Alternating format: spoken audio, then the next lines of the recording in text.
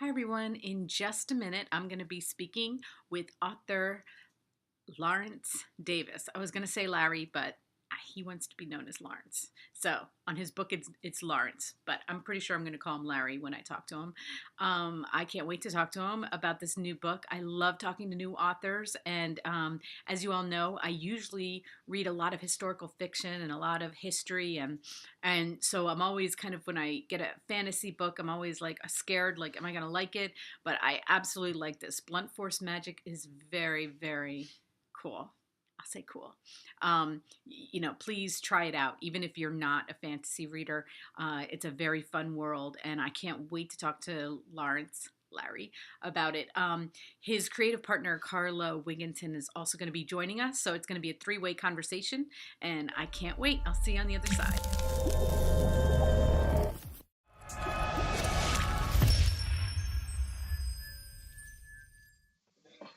Hi, everyone. I am here with author Lawrence Davis and his creative partner, Karla Wigginton, and we are going to be talking about his debut novel called Blunt Force Magic. And for everybody who's either watching or listening to this, this will be uploaded on YouTube if you want to watch us. And if you just want to listen, there's also the podcast, and you can just download that and listen to us. But I think it'll be way more fun to watch us, so way more of an experiment. This is the first time I've ever done a three-way, so it will be fun. But anyway, thank you guys for being on my show. Thanks for having us. Oh, it's a pleasure, really and truly.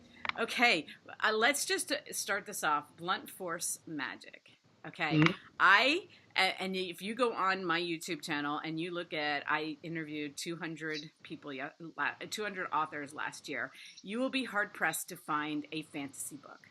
There are a couple, okay, but I am a hardcore history, historical fiction. That is my thing, right?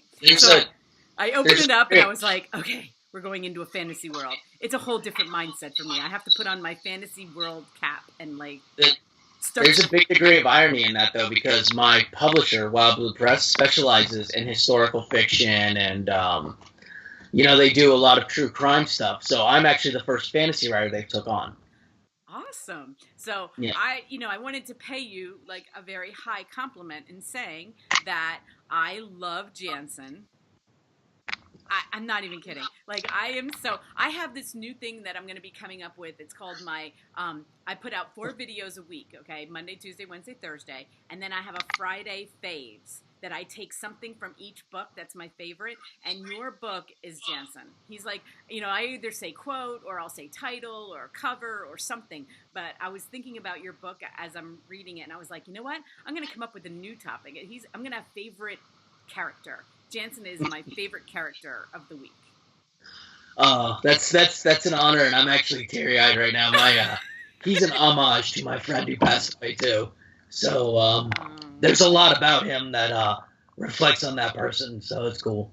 You know what's cool was when I was reading it, I was like, this either has to be Larry or this is somebody he knows, because it's a blend. It's the better parts of Jansen are that person. His name was Patrick, and some of the idiosyncrasies, all of them are mine, though. So. I don't know. I just felt, like I said, fantasy isn't my thing. I have to put my real concentration into fantasy because I got to go into how historical fiction and history is like already there. It's all, so when you're reading a fantasy book, you've got to go into that. Like if you're reading Harry Potter, you've got to go into Harry Potter world, so with this world, it was like, okay, what is this world going to look like? And that was my first question for you. What did you want that world? Because you decided to write fantasy. And so you have a world in mind. Like I'm sure you had notes and drawings and, of what you wanted that world to be. So where was your inspiration for that? So when I was young, I want to say I was on house arrest, and I stumble online and I find a writing community that all people write on. You know what I mean? Mm-hmm. I go on there initially and I antagonize everybody and make fun of them for being nerds. And then I find out once I open myself up to it, that's really what I was at my core.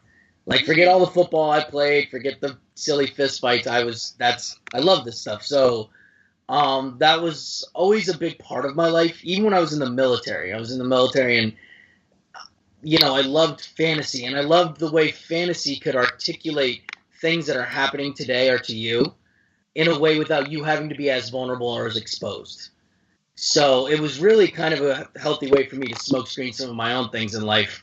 So when I created this world, I wanted to do things I knew very well, which was our world proper, but introduce, still this element of like bewilderment and magic. But I wanted to make it tougher. I wanted to make it grittier. I wanted to make it something that you almost could believe. You know what I mean? Even in our modern world. And then when you were talking about bringing yourself into fantasy, I know that that's a challenge for a lot of readers. So I think the best way to invite somebody into that world is to give them a friend to walk through it. And that's what Jansen was kind of meant to be. Jansen was meant to be somebody almost anybody could identify with, even if he doesn't enjoy your same type of entertainment or is in your age group. I thought that not making a hero a caricature, a protagonist rather, a caricature, but making him us, making him flawed and scared, Yes. would make him easily relatable no matter what type of literature you like. Everybody can identify with a scared person lost in this world and feeling alone. So I thought that if I could get Jansen to hold your hand, then you would at least risk taking the journey. And then if I made the world palpable enough, it wouldn't be a big jump for anybody. Whether you're going from like high-end fantasy back to low-end fantasy, or you're going from historical fiction to fantasy, So that's my first official question I've answered as an author. I don't know how that went. You did great. Good job. And you know what's Super interesting proud. is that And Karla's a huge part of that, though, in the world building. She helps me keep a continuity. Keep it, because you know what? That is difficult. I've read a lot of, like I said, in a weird way, that's what made me not like fantasy, as a very start, is that you have to stay so clear about what's going on or what your world is, and a lot of authors lose that halfway, and then you're like, wait a second, where are we? I just lost where I am, and you already know what I'm gonna say. She's laughing because I would bet I write as fast as anybody you've ever met. It's shocking. It is shocking how fast he writes. I write down I can do 40 pages in 3 hours. Like I fly. But I have to go back all the time because Karla's like, you didn't describe this world. I said, it's a nondescript apartment. She's like, and I do that all the time. I'm like, generic white guy, moving on. And then I'm like, throw a fireball. And she's like, that guy can't use fireballs. I'm like, well, I need him to now because I wrote myself into a corner. So. Oh, my gosh. You know what is funny? Larry, I can tell you this because I'm going to be totally honest about this book as I was reading it, right? Because I'm a huge, I say that I don't like to read fantasy, but I did love Supernatural, the TV show. Oh, I still watch Supernatural religiously. I knew you did. He and Sam are like my everything. He watches Supernatural. I would do anything to just sit in the back of the Impala one time and hang out. Okay, so what I was going to tell you is you're around the same age as my son, my second son, who was in the Army, and he was over in Iraq, but his huge thing is fantasy, and he has a supernatural tattoo on his arm, and I was like, no. This is the first time I've ever covered my mouth in an interview. Oh my god. He has his... I was also in the Army, as you know.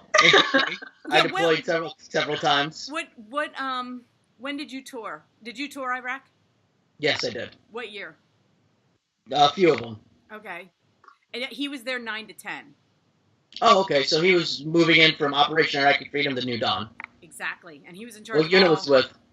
Yeah, he was the last unit in that disabled all the computer systems. 25th Infantry Division? I don't know. You know what? Don't ask me that stuff. Because my other son... I know quite a bit about it. But yeah, so he and I would probably get on very well. I'm going to hook you up with him. Because I'm going to tell him to watch this. Because... New best friend. He loves talking anything Army. But, he will feel you. Okay? So he was there 9 to 10. But anyway, I knew because we had chatted a little bit about it that, that you guys had a connection. You have even more of a connection now. Okay, so I'm reading, and we were chatting over Christmas, right? Yeah. Reading your book, and I was with my boyfriend and his mom, right? So you start off with your book, and I love how you introduce, like, what the different characters can do, okay? And what these different, because there's a little bit of everything, Anything you like magic, there's a little bit of everything. So I'm That's reading and I'm exciting. like, oh my gosh, he's got an elf. I love elves, right? So I'm saying this out loud and they're looking at me like, okay, whatever. And I'm like, no, this is cool. I love elves. This is going to be perfect, right? And then you get to a chapter, and I don't give spoilers, so there will be no spoilers. But you get to a chapter, and all of a sudden, there are vampires. And I'm like, yes, we have vampires now. But Larry, I have to ask you this question about these vampires, because I'm a huge vampire. I've watched Vampire Diaries. Twilight. I'm a huge vampire person. Okay. I like Vampire Diaries too. Damien's like my boo, but See, we have so I know much what you're gonna. Go ahead. You know what I'm gonna say? Why are the vampires like that? Yes. So again, in my mind, trying to blend the notion of fantasy with something that somebody coming from even historical fiction could relate to. In my mind, if a vampire was to be the most esteemed apex of predator, what would they look like? Do you know what I mean? No trietary predator in any ecosystem is a handsome thing. You don't look at an alligator and go, oh, that's cuddly. You know what I mean? Like, so when I imagine vampires, I imagine putting together an amalgamation of all these traits that would make them the most effective predators, because that is at the base what they are. They are. So, and this was me kind of being like, how do I take the aspect of something being above humans in the food chain, a predator that we should even fear, yet not overly romanticize it, you know? I didn't want them glittering with glistening abs and things like that. Glitter. I wanted them to terrify, you know? I sort of like how sometimes the bad things historically, like these historical, long-running bad guys that we have, we don't have magic, but we have these stories of vampires. Like, vampires are a thing. Yeah. But it's kind of fun to think of them as, like, the real thing being horrifying, but our story that we tell ourselves being less horrifying, which I actually really love that in his story, the reality is that they're horrifying creatures, and that all of the stories that have been told have kind of not quite hit the mark as to how horrifying they are. So I actually like it that they're... He gets a lot of credit for that idea, because this originated as actually an exercise in therapy for my PTSD, and it kept growing, and she was with me the whole journey.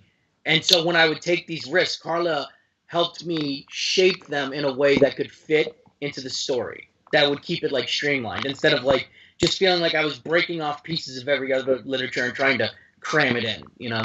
No, I was just thinking as you're saying that, I think that Stephanie Meyer had to do the exact opposite, didn't she? She had to make vampires be cool and kind of like you fall in love with them, and then you were like taking them, and Vampire Diaries, they go back and forth, they make them fun, and then they make them mean, and then they use different things for them. But I see what you're saying. You were taking them back to what she gave us was these, nice cuddly vampires that we all want to hang out with, and you're like, let's take it back. Let's take it back. I'm something of a contrarian. It's an understatement.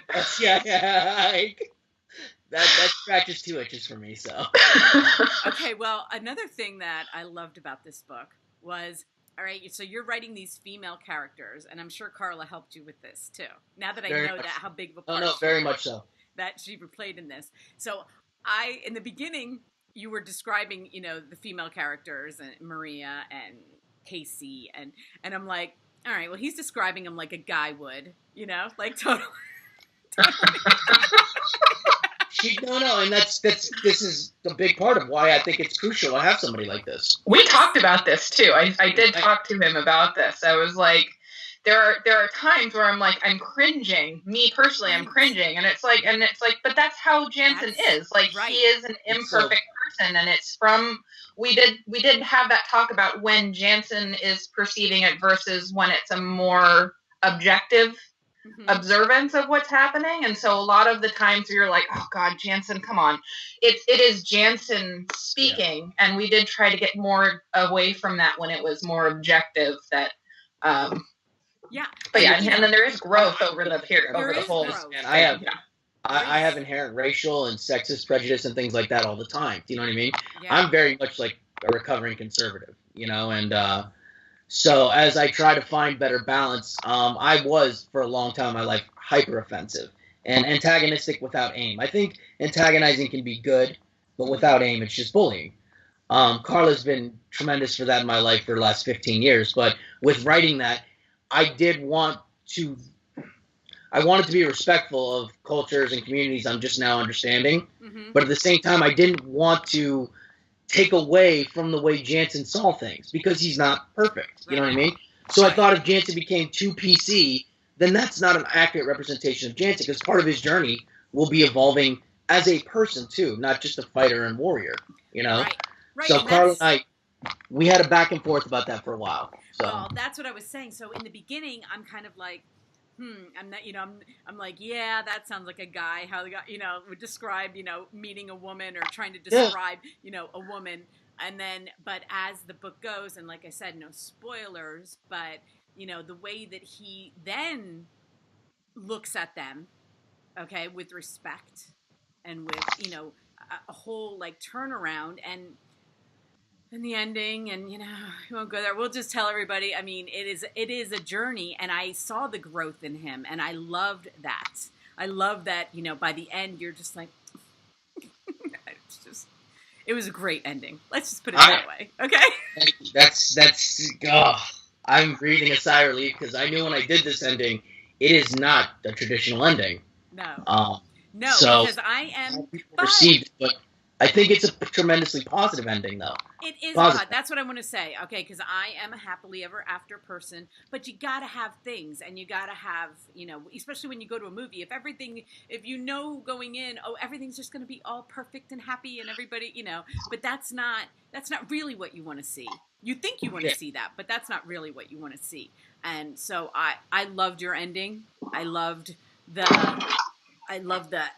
if you want to say epilogue, but the very last chapter. I love how you did that. And I was taking pictures of some of my favorite quotes. Okay. But I want to hear your favorite quotes because the one that I did pick, why is my camera just not showing me what I want to see? Okay, I have no clue what I wrote. if I wrote it over 3 months ago, it's gone. Oh, so you do. Okay. So but this is towards the end, but I love when you said the only thing necessary for the triumph of evil is for good men to do nothing. I love that. Okay. That's actually an old proverb, though. I know. I knew that it wasn't your quote. I just loved where you put it in the book. And I loved how it kind of wrapped things up. But anyway, so I was like, well, maybe I should let him pick another one because it's not really like one of his quotes per se. But you did. That's the thing. You kept using. I tried to figure out like religiously. It wasn't like religious, but you used some really great religious theories throughout it. If I want to say theories. Do you know what I mean? Yeah. When I was in the military, I used to read every day. And my friends, my battle boys used to very lovingly call me things like Socrates and stuff like that. And I always penned myself as a sophisticated savage. Do you know what I mean? Mm-hmm. And I've caught many people unaware who just think I'm a simpleton, which is fine, and I like that. So, again, it was Jansen's commentary, his inner monologue on him being a bright individual and a studied one, but still having an edge. Yes. And that's where that came from. So that is an echo of myself. And I would think my favorite quote would be something along the lines when he was like, I think we were actually talking, he was like, happily ever after doesn't exist. Walking through Winter Wonderland is a cold, scathing trek. Yes. And even with the ending, I've, as a soldier a soldier who, was in combat, I've seen what it takes to win a fight. Do you know what I mean? Right. And that part couldn't be touched to me. Like I get I like happily ever afters. I just spent times with my cousins and bought them whatever they wanted, took them to Legoland. You know what I mean? There is a time and place for happily ever after, but I wanted this story, while fun, to resonate almost deceptively a little bit deeper. Right. And you know what? I was thinking, and thank you for your service because I can appreciate it. Like I said, Karla's a veteran too. I was in the Coast Guard for 9 years. Oh, wow. Actually. Wow. She would have been above me. Wow. All right. Well, my oldest son is a Marine, And he did not go to Iraq. He worked on airplanes. He worked on F-18. So during the war, so he was stationed in Japan a lot. But then I said my second son, and what I know from that experience as a mom, and I could probably relate to your mom, is that we have to. There were times that we were not in communication, and you kind of just have to, no matter who you recognize as your God or the universe, you have to give it up, and you have to give. You have to have a lot of faith, and you have to give it up. Because there were many times, like, I would try to do deals. Okay, so if you let him, if you let him call me today, I will promise to, go to church on Sunday or something, but as a mom, like, you're constantly, like, making deals and trying to have that faith that everything is going to work out. And I saw a lot of faith in this book, and I'm sure that that's because of what you experienced in the military, and I really appreciated that. So I just wanted to tell you that. I'm glad. That means a lot to me. I'm glad anybody can find a purpose or meaning in that that's a little bit deeper than just Jansen kind of offhandedly saying colorful things and somehow knowing Bible scripture. Right, exactly. Okay, so we are getting to the end of this, but I do want to talk about, because Karla brought up your writing style, and I always love to talk to the authors about their writing style, because anything you can pass on to new authors that are going to be listening to this, I would love to hear, advice for them. My writing style is in mix of Karla and I. Karla can better tell you what she actually does in the process, because I actually think this would be more helpful to them than me, I would say. Do you start off with an outline? No. So Larry tends to just gallop. I mean, it's like he just goes, and that's why it's so shocking to just watch him go, because I write, and I will struggle over word choices, and I'll just get hung up, and I'll be like, well, I know where I'm trying to go, but then the characters start doing something weird, like they have a conversation, it doesn't quite go where I want it to. He doesn't have this problem. He just goes and goes and goes and goes because he knows where he's going. Right. And even if he doesn't know where he's going, he manages to get there anyway. I'm pretty sure he always knows where he's going. I think that's the secret, is he actually does know. It's very difficult to replicate. And what I tend to do is but what he creates is this swath of, like, destruction in his way. Scatter shot too. She's making it sound better than it is. She puts it into this, and I give her that. That's what I was going to ask. Does he hand you 500 pages, and you condense it down to We actually added 2,000 words from the first edit, so it actually grew. And all of the growth was where it needed to be, because there were times where it was like, I don't know where, like, I literally don't know where they are right now. Like, these two characters are talking to each other, and I don't know where they are or what it looks like, so I need to know what it looks like. Right. And like I was saying earlier about nondescript apartments, generic white guy. Right. I don't care about stuff. Right. But I do. I love that stuff. I want to know what it looks like. I want to know what it sounds like. Yes. I want to know what the other clues are. Like, there's so much information to be had, and so I want that. I want it grounded. And so, yeah, what I do is I go along behind, and there's some stuff I take out. There's words I fix. Sometimes when he, which I love about how he writes, is he doesn't get hung up on the stuff. If he says, he said, she said a million times, or if he doesn't put the text tags in at all, it doesn't slow him down. And honestly, it's more effective that he can do it that way, because it's not that big of a deal for me to come in and put in he said every once in a while, so that there's a lot of trust between us two. Karla's a couple of the dynamite sentences in there are 100% Karla's. And what I would basically boil it down to is the characters in the story are mine, the foundation and the cadence is hers. Awesome. And that's so. I think I am the horse that she puts the wagon on, and I just go one direction. And occasionally, she turns my head. So I got the NetGalley copy. When does this book release? January 10th. Okay. So it's for pre-order right now on Kindle. The PDF has been formatted to fit several other apps. It's going to be on BookBub, Goodreads, all those other places, Amazon.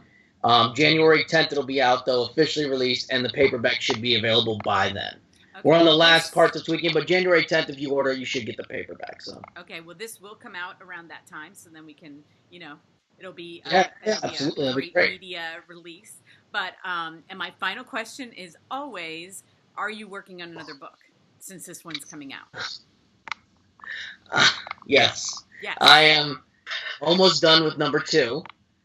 And then each trilogy has a complementary novella. Ooh. So there'll be 3 trilogies with the novella for each one. The novella is about a story that exists in the in-between. You know, I know one other author who did that, and it worked really well.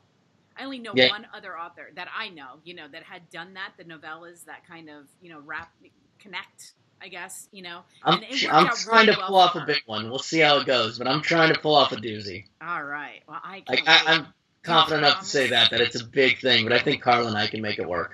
Well, okay. Well, you guys have to come back on when that happens. We will, please, anytime. Absolutely.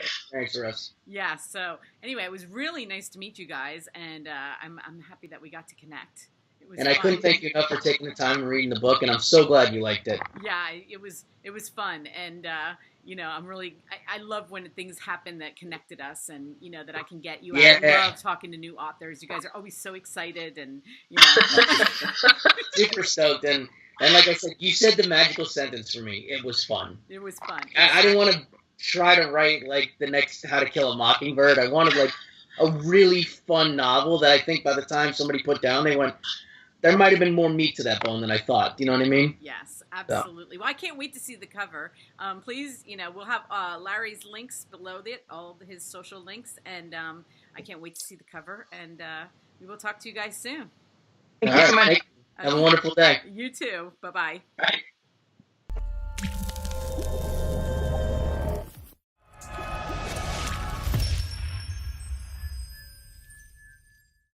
Hi, guys. Well, that interview was so much fun. Wasn't Larry and Karla so much fun?